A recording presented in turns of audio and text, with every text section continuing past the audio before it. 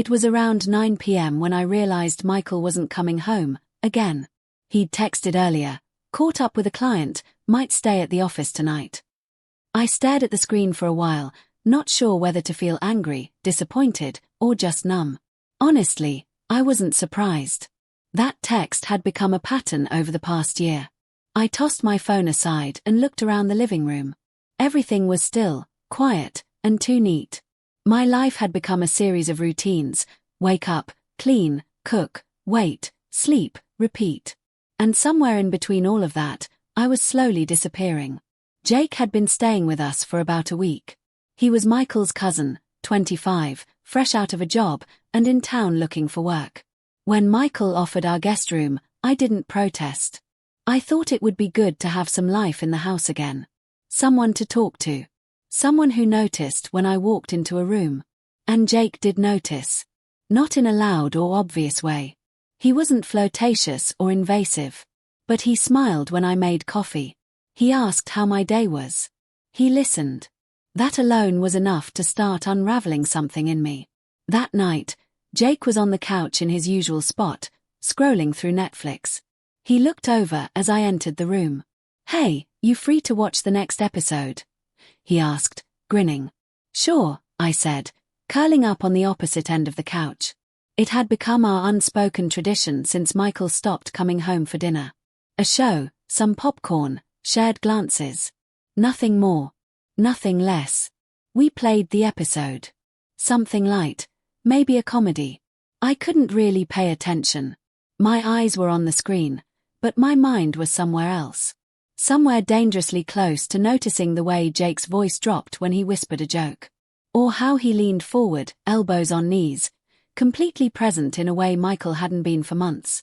Halfway through the episode, I felt his thigh brush against mine. I froze. It wasn't aggressive or deliberate. At least it didn't seem to be. The couch was small, and we'd both shifted. Still, neither of us moved away. I glanced sideways. Jake was still watching the show, jaw tight, completely focused, or pretending to be. The space between us had disappeared, and with it, something silent and invisible came alive. My breath caught in my throat. I was aware of every inch of my body. Aware of how still I was sitting. Aware of how quickly my pulse was racing. Why didn't I move? Because I missed it. I missed feeling that spark. That sense that I was a woman, desired, seen, not just someone's wife or roommate. I missed being important to someone in a room, even if it was just for one moment. Jake didn't say anything. He didn't look at me. But the weight of that small contact screamed louder than words. The show ended. The credits rolled. Still, we didn't move. Eventually, Jake cleared his throat, stood, and stretched casually, like nothing had happened. "I'll head to bed," he said, his voice carefully neutral. "Good night," I murmured. He nodded once and disappeared down the hall. I sat there alone for a while, staring at the black screen, heart pounding in my chest. There was nothing to confess. Nothing really happened. It was just a touch. A small, accidental brush of skin. But my body betrayed me. It felt like something had. Later, as I lay in bed, alone, again, I tried to tell myself it didn't mean anything. That I was just being dramatic. But I couldn't shake the warmth that had spread through my chest the moment our legs touched. I couldn't ignore how I hadn't pulled away. Not an inch. When Michael finally called the next morning, his voice sounded distant, like he was calling from another planet. "Everything okay?" he asked. "Yeah," I said, trying to keep my voice even. "Just tired." "Same. I'll be home late again." "Of course." I stared at the phone even after the call ended, then turned to look at the couch across the living room. The cushion where Jake had sat was still slightly indented. It was still nothing. But it didn't feel like nothing. And deep down, I think I already knew. Once a silence like that slips into a marriage, it's only a matter of time before someone else fills it, even if just by sitting a little too close. The next few days passed with the kind of quiet tension that only builds when something unspoken has already happened. Jake and I didn't mention the night on the couch. Not the closeness, not the silence, not the touch. And maybe that's what made it heavier. The way it just lingered in the air like a mist neither of us acknowledged, but both of us felt. Michael came home one evening, looking exhausted. He kissed me on the cheek, barely a brush of lips, then disappeared into the home office with a leftover sandwich and his phone glued to his hand. Jake watched from across the kitchen counter, brow raised slightly, but didn't say anything. Later, as I washed dishes, Jake dried them quietly beside me. Our hands kept almost touching, our shoulders brushing. Every movement felt sharper than it should have. I wasn't imagining it. His presence was becoming a gravitational pull, one I found harder to resist with each passing night. Movie night. Jake asked after dinner, casually, like it was just any other day. I hesitated. Sure. But I made tea first, just to stall, just to steady my hands. As I handed him his mug, our fingers touched for the briefest second. This time, he didn't pull away. Neither did I. We settled on the couch, and this time, Jake didn't sit at the far end. He was closer, subtle, not inappropriate, but close enough that I could feel the warmth radiating from his skin. The TV was playing something forgettable, but the real story was happening in the inches between us. I shifted slightly, resting my arm on the couch's backrest. He mirrored me. At one point, our arms touched and stayed there. It was a quiet dare. Then, it happened. As I laughed at something on the screen, a fake laugh, more nervous than amused, Jake moved slightly. His hand slid from the cushion onto my leg, fingers landing softly on my upper thigh. It wasn't aggressive. It wasn't even confident. It was careful, hesitant. A mistake. Or a test. Time slowed. I looked down, saw his hand resting there, warm and still. I could have moved. Should have moved. But I didn't. Instead, I stared at the screen, pretending I hadn't noticed. Pretending my heart wasn't pounding in my ears. Pretending everything wasn't changing in that exact moment. I was holding my breath. Jake didn't speak. His hand didn't move. But it didn't need to. Its presence said everything. For a minute, maybe more, we sat like that. Frozen. Watching nothing. Then his fingers twitched, barely, but enough. It was like he was waiting for me to react, to flinch, to say no. But I stayed still. That was the answer. The room felt hotter. I could feel my pulse all the way down to my fingertips. Then came the voice. Have you seen my charger? Michael. I jumped slightly as if yanked from a dream. Jake's hand instantly pulled back, like a child caught with something forbidden. I stood, wiping my hands on my jeans to hide the trembling. In the drawer by the bed. I called out, trying to keep my voice from cracking. Jake turned toward the screen again, silent, face unreadable. I walked to the kitchen, turned on the faucet, and stared blankly at the stream of water pouring over my fingers. My heart still hadn't slowed. My legs felt weak. I had crossed a line. Maybe not a visible one. Maybe not one with fireworks and sirens. But it was real. And I knew it. What scared me most was not that Jake touched me, but that I didn't want him to stop. Later, I found myself alone in the hallway mirror, inspecting my face like it belonged to someone else. My lips looked fuller. My eyes held something darker, something electric. I wasn't the same woman who had waited patiently for her husband to notice her. I was someone who had let another man touch her and didn't recoil. Jake avoided the living room the next day. He left early and returned late, barely speaking to me. I pretended not to notice, but I felt the absence of his gaze like a chill. I wasn't sure if he regretted what happened, or if he was just afraid of what might come next. Michael didn't ask.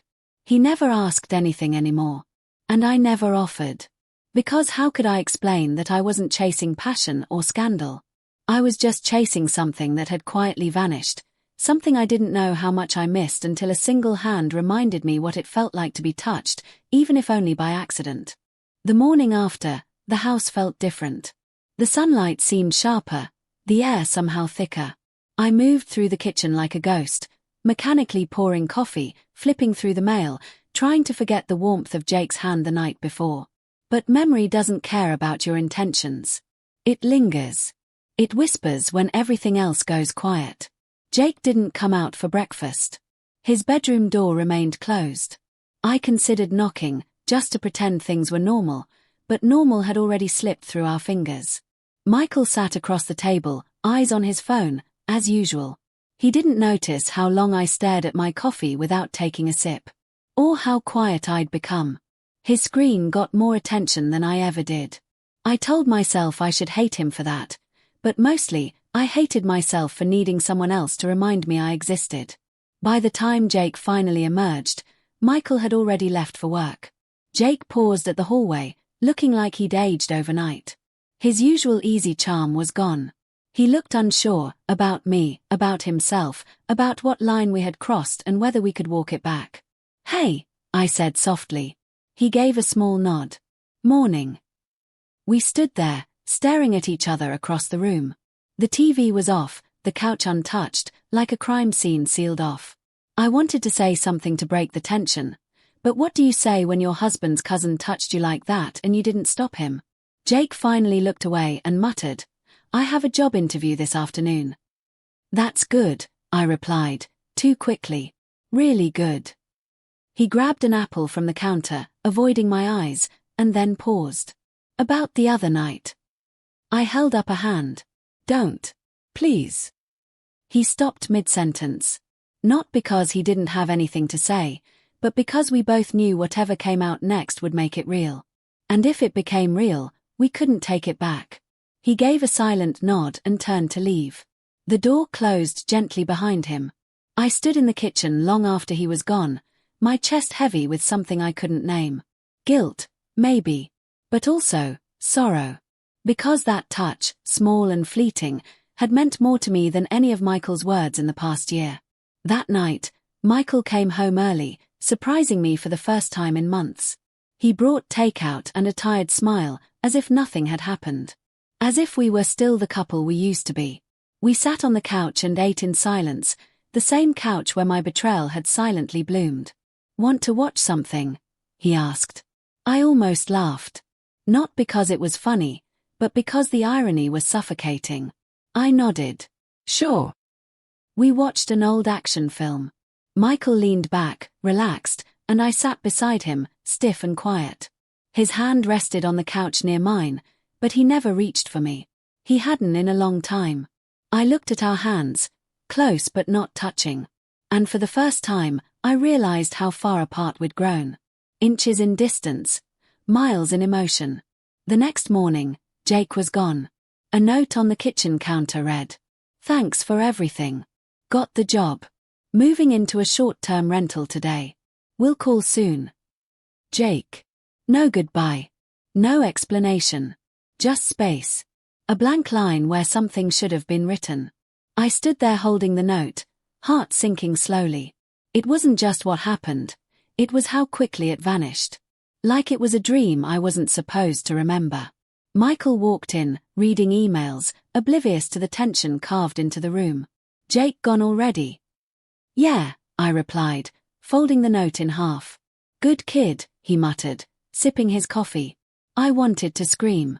To ask if he'd even noticed me anymore. If he realized I'd started to vanish in my own home. But I said nothing. Because that would require admitting what I'd done, what I'd allowed. Weeks passed. Michael was still the same. Still distant. Still buried in work. Jake never called. I never reached out. But I remembered. Every time I sat on that couch, every time the house got too quiet, I remembered. It was just a moment. Just a hand that slipped. And I didn't move. But it changed me. Because I realized that what I wanted wasn't an affair or validation. It was to be noticed. To be wanted. To be more than just someone's afterthought.